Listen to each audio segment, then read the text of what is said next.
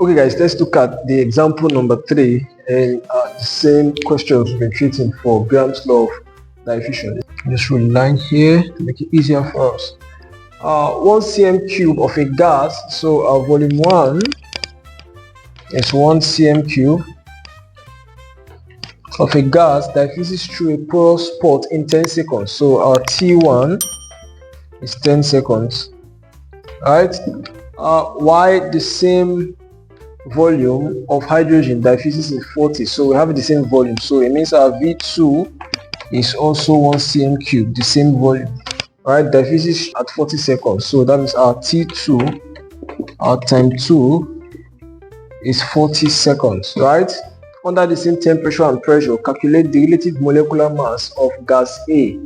Right, so we're looking for the relative molecular mass of the first gas. That's, let's call it M1, looking for M1, which is MA. That's what we're looking for. But what about the relative molecular mass of M2, which is hydrogen, H2? That should be 1 times 2, which is 2 grams per mole. Alright, that's what's given. And then we know we have our formula. Our formula there is R1 over R2, which is equal to the square root of M2 over M1. So it's very simple, right? The relative molecular mass M1, that's what we're looking for, but the one for the rate, we can find the one for the rate. So what's our R1 and R2?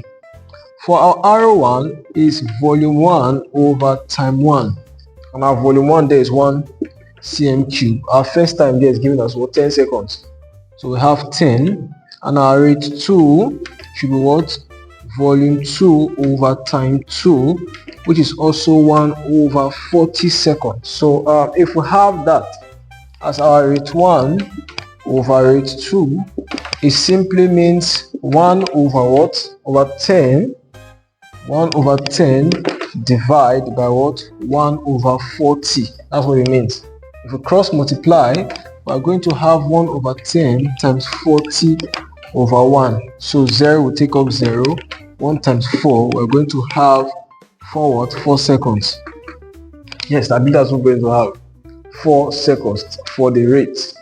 Right, so what else do we do? So we now know that our R1 over R2 is equal to 4 seconds.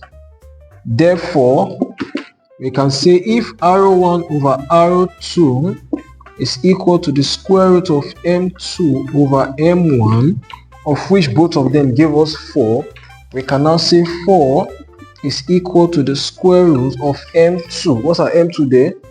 M2 is 2 grams, right? Which is 2 grams over the M1, that's the MA, what we're looking for. Right? So in this case, what do we do? We're going to take the square root of both sides. We should know this by now, by taking squares of both sides. Sorry, squares, not square roots. So these two, we take off this square root, making us have 4 raised to the power of 2, which is equal to what? 2 over M of A. And then 4 raised to the power 2, we should know that that gives us what? That will give us 16. Alright? That will be 16 is equal to 2 over the relative molecular mass of A. By cross multiplying, this is over 1. If we cross multiply, we are going to have 16 MA is equal to 2. Alright, that's 2 times 1. We divide both sides by 16.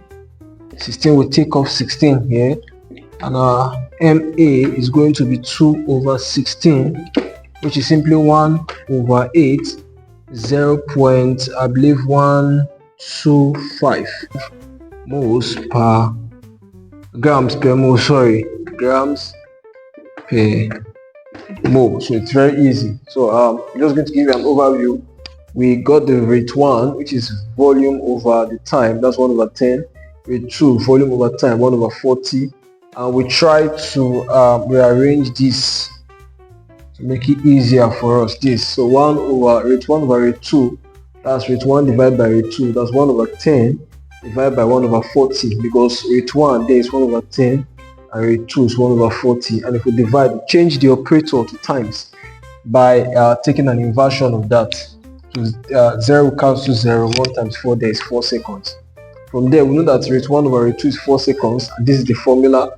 We can now substitute this for 4, and we impute what we have there. So squaring both sides, we cancel our square with the square root to leave us with 4 square is equal to 2 over ma. This is over 1.